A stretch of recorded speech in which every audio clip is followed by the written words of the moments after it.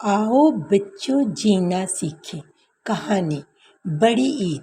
आदम, अनाब और आलिशान तीनों बहन भाई अपने वालिदैन के साथ बहावलपुर शहर के मुज़फ़्फ़ाती इलाके में रहते थे।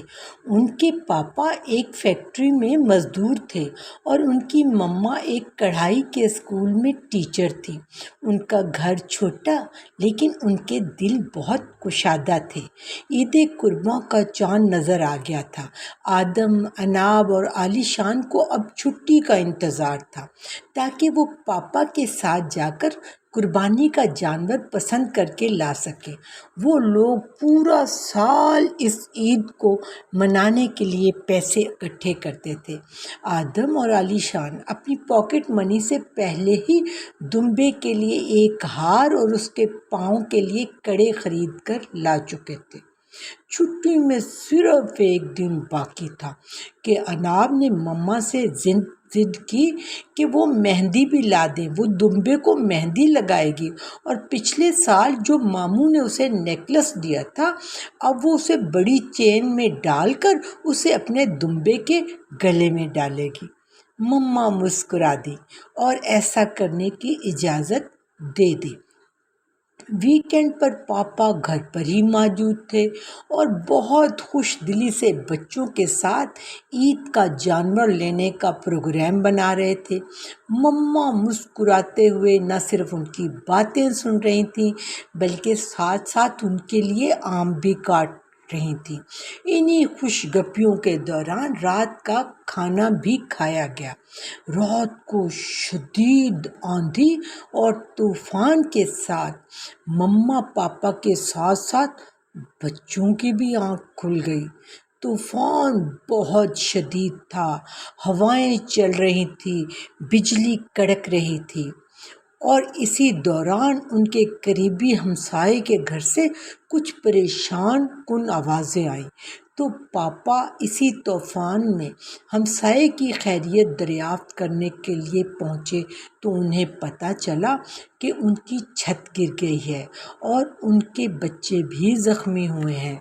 रात को जितनी मदद करना मुमकिन था पापा और मामा ने की। रेस्क्यू वाले पहुंच गए और बच्चों की मरहम पट्टी भी हो गई। अगले दिन पापा और मम्मा ने आदम, अनाब और आलिशान को नाश्ते के बाद अपने पास बिठाया और पूछा, बच्चों, आपके ख्याल में ईद उल अज़हा का क्या मतलब है? आदम ने कहा, पापा, इसका मतलब है अल्लाह की राह में कुर्बानी करना। अनाब ने कहा, कुर्बानी के जानवरों का गोश्त रिश्तेदारों, गरीबों और मुस्तहिक लोगों में बांटना। जबकि आलिशान ने कहा कि जानवरों की खिदमत करके उसे अल्लाह की राह में कुर्बान करना ही ईद है। पापा ने कहा, प्यारे बच्चों, जो बातें आपने की हैं वो दुरुस्त है, लेकिन कुर्बानी की असल रूह ये है कि हम अपनी सबसे कीमती और प्यारी चीज़ों को अल्लाह की राह में कुर्बान करें। खुदा को हमारे कुर्बान किए हुए जानवरों के गोश्त और खून की कोई ज़रूरत नहीं है। ये तो उस सुन्नत को ज़िंदा रखने का मतलब है जिसमें खुदा से और उसकी मखलूक का खुदा की फरमाबरदारी और उससे मोहब्बत का एहसास पैदा करना है।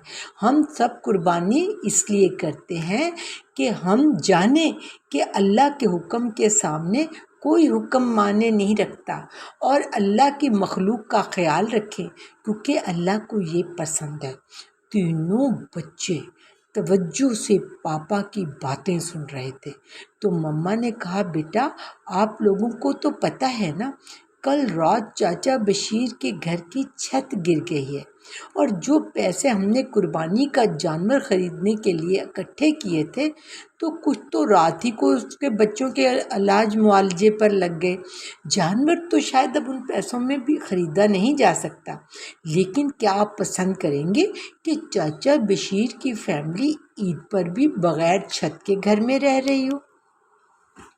बच्चों ने इनकार में सर हिलाया और कहा, नहीं, ہم ایسا نہیں چاہتے۔